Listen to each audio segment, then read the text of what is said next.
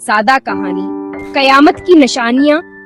एक दिन एक छोटे गांव में दो दोस्त बैठे सूरज के गरूब होने का मंजर देख रहे थे। एक का नाम अली था और दूसरे का नाम हसन। सूरज की सरखी आसमान को रंग रही थी। अली ने आहिस्ता से कहा, यार हसन, कभी तुमने सोचा है कि दुनिया कब खत्म होगी?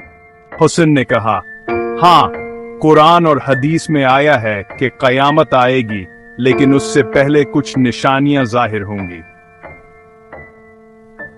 अली ने हैरत से पूछा, कौन सी निशानियां? हुसैन ने गहरी सांस ली और बोला, नबी सल्लल्लाहु अलैहि वसल्लम ने फरमाया था कि फहाशी आम हो जाएगी।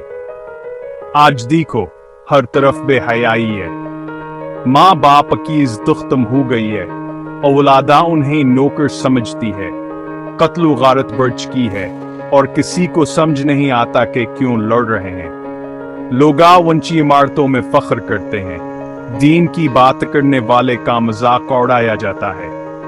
वक्त इतना तेज हो गया है कि पता ही नहीं चलता, हफ्ता शुरू हुआ और खत्म भी। अलमा ठहरा है, असल आलम का कम होते जा रहे हैं। अली खामोश हो गया। कुछ लम्हे गुजरे। फिर उसने कहा, क्या ये सब निशानियां हम अपनी आंखों से नहीं देख रहे? हसन ने सर हिलाया, जी, और ये सब इस बात की दलील है कि कयामत करीब है।